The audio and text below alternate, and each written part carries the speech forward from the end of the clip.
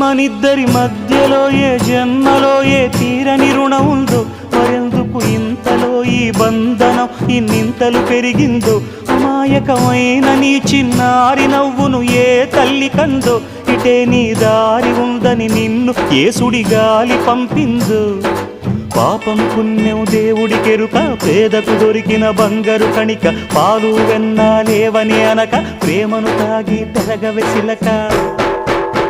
వలేసే పాడు లోకం కంటపడక ఉండు నాయనక, ఇలా నా గుండెలోనే గువ్వల కొలు ఉండిపోయింక.